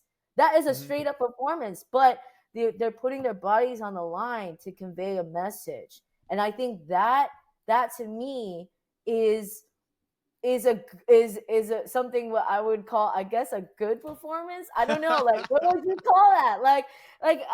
It's Well, something I think more of it's a all personal. I think it's it yeah, kind of comes down to each person and what you're trying to do. And look, some people are gonna say, "Hey, that makes sense," and some won't. I want to get to one. I want to get to this photo and one yeah, more question if we can. So let's. I know yeah. you wanted to Oh talk yeah, about the this. the the old the 90-year-old Bubby. Yes. Yes. Okay. So she passed away. But she was very, very active in Jewish Voices for Peace. This Mm, photo is from 2021, so it's not even from this year. This is from okay. a couple years ago. And this is one of one of my photos that have gone pretty viral. It still gets a ton of likes and a lot of activity. Even right now, it's still Yeah. getting a lot of activity. And she was just an iconic person. Like, they call her Bubby because she's just like the Jewish Bubby, because she's just like an iconic like Jewish grandma figure. And Hmm. she was always at the Free Palestine protest. Every single one that I went to, she was there. She's 90 at this at during 20 in 2021. She was 90. I mean, she's still Wow. out protesting. Like, And that just shows like you there is no age limit to protests. Like you can be 5 years old and you could be 90 years old and you could be at a protest. And that was something that I like, the reason why I created Activist NYC in the first place. Again, showcase the different kind of people that come out to the Mm, protests, and show, okay, we're not all like a lot of the stereotype of protesters or activists is that we don't have jobs or that we're like hippies or something, right. Yeah. I'm Yeah. like, Yeah. actually, there's a lot of different people here who have plenty of jobs, and they show up because they care about this issue. It doesn't, it's not because there's some like hippie with no job, right? Hmm. But here's a 90-year-old woman who came out with this sign, saying Zionism is genocide. And she is just like, I think she just had a really wonderful energy to her. Hmm. Her aura was just so like just so warm and comforting. Like I got to talk to her for a bit after I took this photo, and she was just like, I'm so happy to see an Asian person here at this Really. protest. Again, there's not a lot of Asian people that were coming out to free Palestine protest before this year, Hmm. before this year. And it's funny because I'm a Vietnamese descent, and like someone just wrote in the comment about Kissinger, and like, yeah, it is a damn shame that Kissinger lasted longer than her because he bombed my people. He killed 3 million of my people, right? And so like for me, like I just like the genocide that happened against Vietnamese people during the Vietnam War, like I feel for Palestinians so much right now. Even if I Hmm. didn't live through it, even though I wasn't alive during that time, I can empathize with the fact that like they're colonized people just because my people were also colonized and we were also murdered and massacred and and killed by bombs and Agent Orange. And so like when I was talking to her, I was telling her, yeah, like I feel the plight of Palestinians because I'm Vietnamese, and my mom was a refugee from the war. Mm. She had to escape Vietnam. And she was just like I'm so sorry, and like I feel for you, and just know that like I'm not I don't, she was just like, I don't condone any of this. This is not okay. And I was like, thank you for being here, and thank you for talking to me too. And it was Hmm. just like she was just a very warm-hearted person. But yeah, she passed away I Wow. think like a year or something ago, and everyone still talks about her. She's iconic figure in New York, in the Jewish New York community. Wow. Great woman, yeah. Wow. I did not know there was that story behind this because you never know, right? You see a snapshot and you don't Yeah. know what kind of conversation did or didn't take Yeah, place. that's That's why that's amazing. why it's like, that's why like I really like talking about my pictures because there's so many stories behind a lot of them. Like a Hmm. lot of the pictures I take, there's always some story behind it. And yeah, she was just like I just felt so touched when she was like, you're one of the only Asian people I've seen at these protests, and thank you for showing up. And like that was like, to me, that meant so much to me. It just meant a Hmm. lot. And that's why I want to get more Asian people active, because and now finally Asian people are becoming more active, and I've Do you seen a think you've lot had a more. part of that? Oh man, Tex. No, I can't give myself that credit. Give No, yourself that credit. Just be realistic. Come on. I Do can't you give think so? myself that credit. I don't know. I mean, I know I've pressured some people into coming out to protest more. Uh huh. But ah, it's hard to give myself that credit. I do want to say, like, I think that me sharing and me being out there, it helps other Asian people feel more Hmm. comfortable about being out there too, or being able to talk about it, or being able to post about it more. Yeah. um which I'm seeing a lot now this year.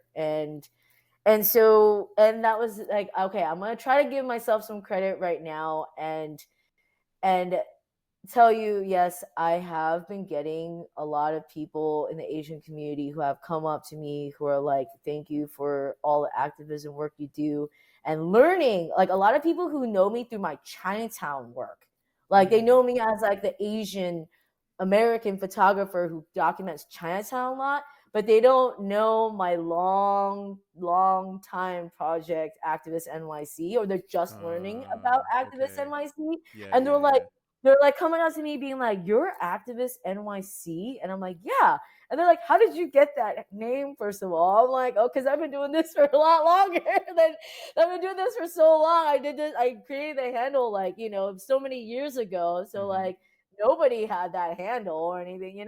And yeah, and so now that they're learning that I'm Activist NYC, they're like, wow, like thank you so much for doing this work all these years, and like telling me how much they love my work and how much they love my photos, and like thank me for showing up. And I get a lot of like people, like organizers who now like ask me to come to their actions. Like I'm like requested by people now. I'm That's like, funny. oh, Yeah.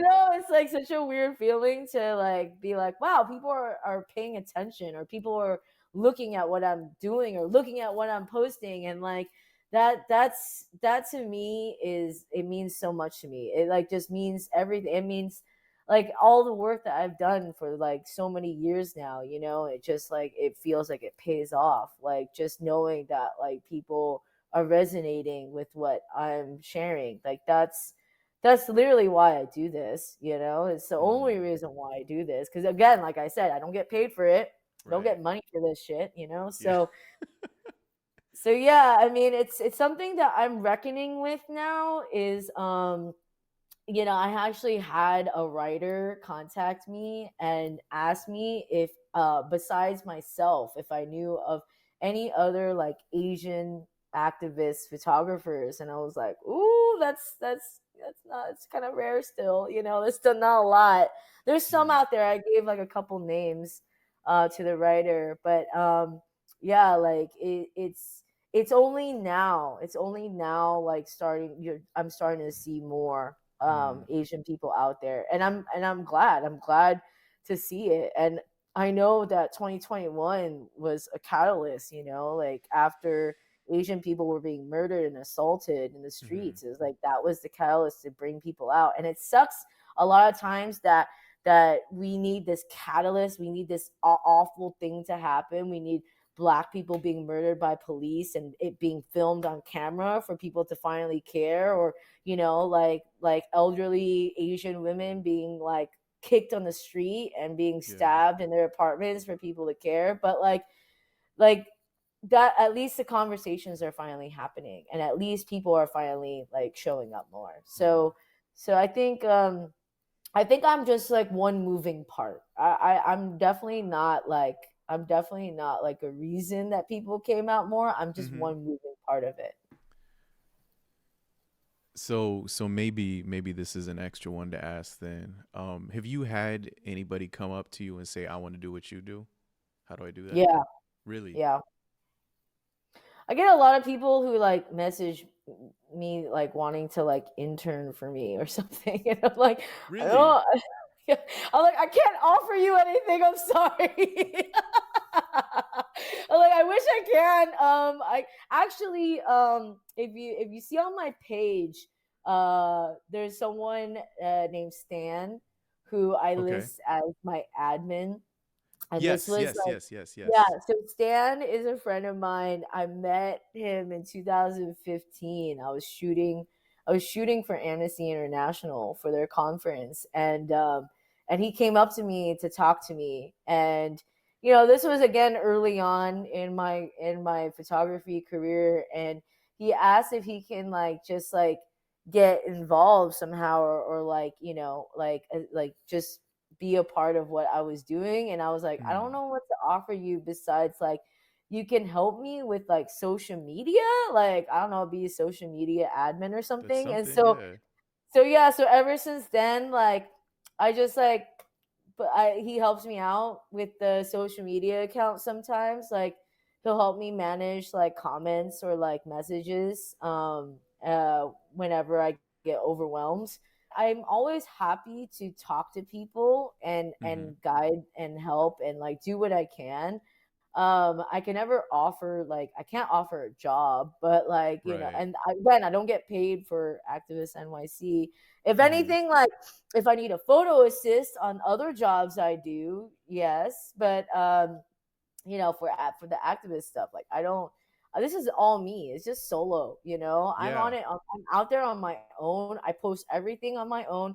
I write everything. I personally write everything. The I don't have captions and anybody everything. else. Yeah. Yeah, yeah. I Yeah. personally write everything, and I do. I take all the pictures on my own. I post everything on my own. I don't. Yeah, I don't. I don't have anybody else to do this for me. That is that is cool. Yeah. So, but in terms of like, if somebody come up and say, "Yo, I want to do the photo thing," like, what cameras do I use or whatever. That's the one thing we haven't talked about today is Mm, like camera yeah. gear and I think nerding someone out and asked stuff like about that. gear, Yeah, right? yeah, yeah. One Yeah, person someone asked, so asked why about not? gear. Yeah. Is there anything? So this is my view about gear. Is Mm. that it's just a tool. Like it's just a tool. Don't overthink it. Don't get too crazy about the gear. Being a photographer is not about the gear. Okay, I just want to like preface that like what like before I tell you what my gear is, I just want a disclaimer that being a photographer is not about the gear. It is about you, your Mm. vision, your perspective, your eye, your view of the world, how you want to capture images, what you want to express in your images. That is what makes you a photographer. But in terms of gear, Mm. I have shot with a Sony A7 for pretty much my entire Okay. time doing photography since 2014. So I shot with a Canon before. I had a Canon. That's what I was using during Mm-hmm. Occupy Wall Street. And then by the time 2014 came around and I was taking pictures of all the BLM protests, I finally invested in a Sony A7 Okay. and I've been shooting with that ever since. And for a very long time, so I'm very resistant too about gear. For a very long time, I only shot with the original Sony A7, the first model with a 35 millimeter lens. That's it. Really? That's all I had. Yeah, that's all I had. I built Activist NYC on that one camera, one lens. That's it. Wow. Okay. That's all I had.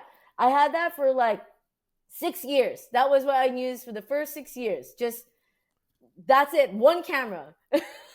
Now I still have an A7. I currently shoot with I had an A7R2 for a number of years, and then earlier in California this year I had that stolen. So in Oakland, No. yeah. Oh. So earlier this year I got the A7R4. So I have the Okay. R4 right now, and I shoot with a G Master lens, a 24-70 millimeter. I still have my 35 millimeter, still got Wow. that lens, but shoot with a 24-70 most of the time now. Mm. And that's like pretty much like the best overall setup you can get. For me, I choose a Sony because it's compact.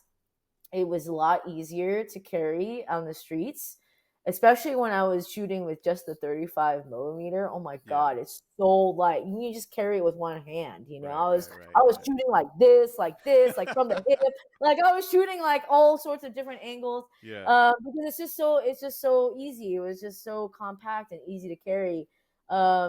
And now with a 24-70, I have different. It's a tool. It's just a tool, and yeah, I have different options in terms of focal length and stuff like that. But Mm. I want to emphasize again that being a photographer is not about the gear.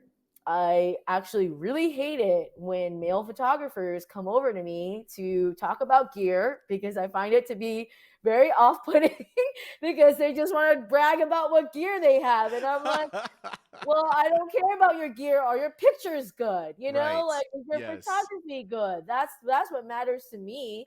Are you taking meaningful pictures that speak Meaningful. to That's the me? key. The Yes, meaningful. Yeah. yes, Good. meaningful Meaningful. pictures. Yeah. Yeah. Yes, Yeah. Yeah. that speak to me, like powerful images that speak to me. Or are you taking just shit ass photos and just calling yourself a photographer because you're shooting with a $3,000 setup or whatever, or $5,000 setup? Like, that doesn't Okay. matter to me. A photographer, you can have any kind of camera and be a photographer. Oh my So, god, yeah. there's some questions that I have that I'm gonna leave to a later date. Okay. But yeah, is there anything you want to leave us with? Oh damn. I think what the thing that I like to leave people with is manage your time. Like, manage your time and don't try to do everything, because Mm, that I think that's where people get really caught up. Is I still feel it. I still feel it all the time. I still feel guilt and like, and disappointment in myself if I'm not showing up for every single thing. And mm, that's what's gonna like burn us out and make us too tired to do anything. And so, um manage your time, and just know that, like, whatever you are contributing, it could be the smallest thing, but that collectively, right, it's how we create a larger movement. It mhm, takes millions of people all pitching in into this one thing to create that change. So don't think that you have to do everything. Don't think you have to, like, I get that feeling too. I get the mhm, feeling of, oh, I didn't show up for this protest and now I feel guilty about it. But I can't feel guilty because I know that I do as much as I possibly can as well. And I donate, I call, I write too, and you do what you can. And the best thing for us to think about is the collective mhm, actions of all of us. And I think that helps to keep me going. And yeah, being at protests, I mean, it is a way to feel like bonded with people that you don't know, people that are all showing up for something all together. And the feeling of being with other people that care about the same thing as you, it's very powerful to me. And I keep thinking back about that question about, like, mm, protesting feels performative. What can we do to change that?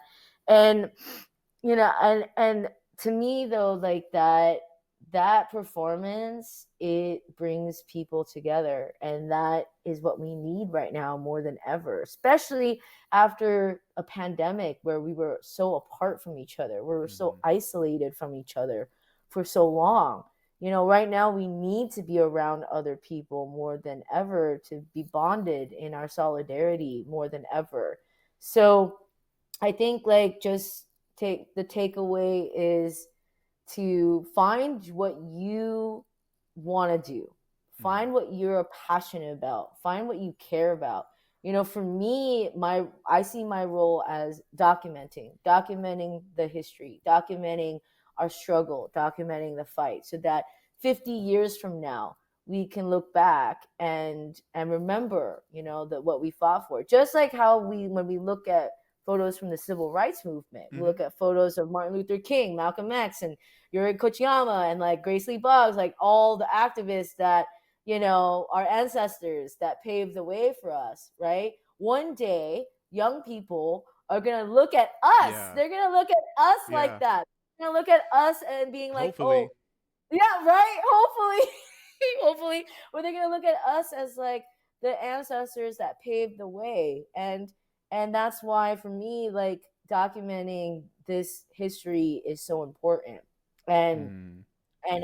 we need it. We need it more than ever right now. So Yeah, and stay true to your heart. Yes, I also Yeah, agree with that a lot. And I I know dig it. it can sound cliche. Someone just wrote it in the chat, Mm-hmm. but like it can sound very cliche, but like I totally fully like agree with that. Like stay true to who you are and just do the work that you like. Like I've said it so many times throughout this entire interview. Is like I don't care about algorithms. I don't care about Right. this shit. Like I just want to do the work that I want to do. And Yeah. honestly, like if you want to if you want to feel seen, if you want to feel recognized one day, just keep doing that work because you're going to be recognized for the work that you're actually passionate about. Like it took me years to get to this point, and I will not lie to you. I had so many times where I wanted to give up and quit, and I just wanted to be like, fuck this shit. I don't want to do this shit no more. Like I'm not getting anywhere with it. Like what am I thinking? What am I like? This is just a pipe dream, you know? Mm. But if you just stick with it, you just stick with what you care about, you stick with what you're passionate about, someone one day will see it. One day, someday, who Mm. knows? You never know who is going to see your work, Yeah, it's true. who's going to want to, who's going to resonate with it, who will care about what you're doing, will suddenly give you the opportunity that you've been dreaming about. You just never know until you just keep doing it, right? And I'm trying to take my advice every day too, because I have days where I'm like, oh, I can't do this. I Like bet. I'm Yeah, yeah, I feel you that. get days with like mad imposter syndrome, like constantly feeling like I'm not never good enough, and that's Mm-hmm. a lot of that stems from my upbringing, from like a family of very judgmental Asians who never told me I was good at, who never supported me and always told me I was not good enough. And Mm. so like unlearning that has been extremely difficult. I'm still in the process of it, and I Yeah. still struggle constantly with like, one day I could be having a great day. I could be feeling so seen, so appreciated, so loved, so supported for the work I'm doing. And then another day I could be like, wow, nobody cares. Yeah. Nobody is paying attention. What am I doing? Nothing that I do matters. So it's like very extreme. Yeah. It's so Yeah. extreme Yeah. Yeah. sometimes, you know? Yeah. I dig that. um, so my advice is usually to just try to persevere through that, because we as people of color especially, we're never told that we're good enough. We're always told like we're not good enough for these roles. We're Mm-hmm. not placed in these jobs. We're not placed in these titles, and we're told we're not worthy of this attention or this publication or whatever it might be. And trying to push through that is so difficult. It is. I cannot tell you how many times I have cried, and how many times I have lost sleep, over it. Mm. Like, and everybody wants to talk about the shiny successes, but what really matters is like all the work that went into it. Like that work is, that's the not shiny stuff. It's the stuff that Mm. people don't see, the people that don't, they don't write about or they don't talk about. And I talk about it all the time because it's part of how I got here, Mm-hmm. is like that struggle and that perseverance to keep doing this, even though I'm tired, and even though I get down on myself. So Mm-hmm. it's always about managing yourself, managing your time, managing expectations too, just setting out like goals for yourself and sticking with it and doing what you can. We're all just, you have to give yourself grace, you have to give yourself Yeah. like a little bit of room to forgiveness, to forgive yourself, a little bit of forgiveness on yourself. Like, don't I try not to feel too guilty anymore about like not showing up to something or Right. whatever, Yeah. like You know, you because can only I'm be too so many busy. places at Yeah, once. you can only be in so many places, Well, one exactly. place at once, actually. Yeah, yeah. Laws of physics. One Laws place. of physics. Shout out Yes. to Newton. Yeah. This was Yo, great. You this had the this best is questions. oh, some of these first off, some of these I took from people in chat. So everybody, for real, everyone in thanks Cindy for coming through and just sharing what it's like to be to be behind, a really really truly important account that does make people, and I say this in the best possible way, um, makes you slow down and look at some big quotes here, big scare Mm-hmm. quotes, boring pictures, um, and realize that, hey, sometimes it's not all flashing and sometimes it's not all shining. It's slower, quieter moments where somebody just wants to say something and they've gone out into the street to say that, and helps that person get their message out to some more people. So And I like those yeah, moments. I like those yeah, soft care, quieter moments. Like that to me is what happens at these protests most of the time actually, you yeah. know? So yeah, like I appreciate your perspective on that on it cuz like I actually have never heard someone say that about my work and that's actually something that I can yeah, I definitely try my best to kind of like show those softer, quieter moments. Thank you so much for coming through. Yeah, yeah, this was great. Thank you for having me. Seriously, appreciate it so much. Appreciate everyone that listened. Thank you again for having me. I'm so just grateful to be here. Thank you again. Thank you. All right, take it easy. All right, bye.